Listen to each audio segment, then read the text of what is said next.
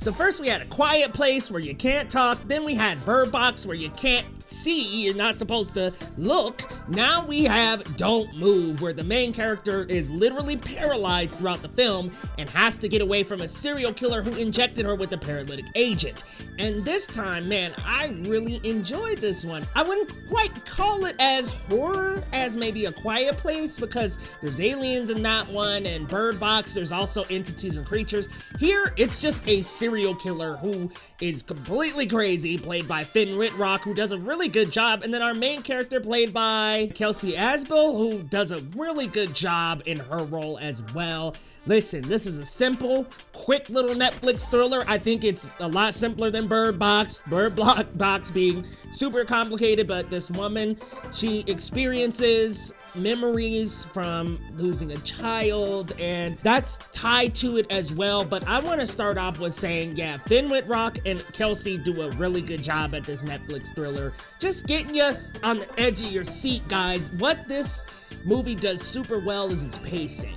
There's never a moment here where you necessarily feel completely at ease because Finn Wittrock's character is a menace. I mean, he is after this woman and she's trying to get away, trying in little ways, and they take us on this journey really throughout her trying to get away from him. And yes, the thriller and edge of your seat moments just keep going throughout the film. So I think the pacing is razor sharp. They do a great job of having all these different interactions happen because honestly, thinking about the movie, I'm like, how do you really do that much with someone not moving? But I think the story takes a lot of creative beats to make this possible. I think it's a really fun, solid, easy 90-minute thriller, and I enjoy the music use. There's not too much. There's a really good sound design going on here too, where they completely shut out sound at times, and it just makes the unease a lot greater. And man, you could just feel the little Sam Raimi fingerprints on this a little. I won't say he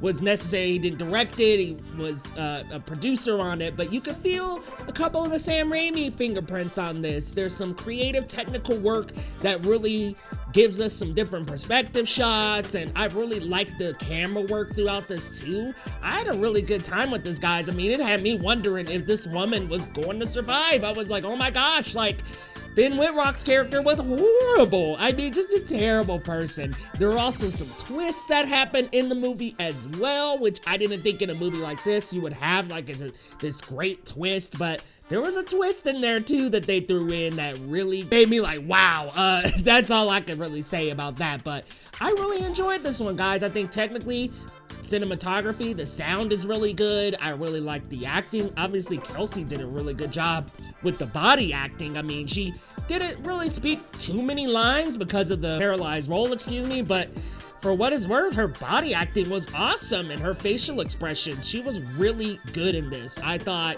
yeah, she is very expressive. She's very good at the physicality. She had what it takes physically to really nail this role. Guys, I enjoyed it. I thought the story was tight. I thought it was razor sharp pacing. Really liked the sound design. Really enjoyed the story itself. Kept me on the edge of my seat the whole time. Listen, I enjoyed Don't Move. And if you are really into like thrillers and things like that, I think you will enjoy this. I'm not gonna sit here and say it was necessarily scary. I was more worried for the female protagonist than I was necessarily scared. So I'm gonna say this is definitely hard thriller, maybe a little bit of horror, just because Finn Wittrock's character does have a moment in the movie where you're just like, wow, he is the worst. Also, he does a really good job in his role as well, bringing to life a very terrifying, psychotic killer.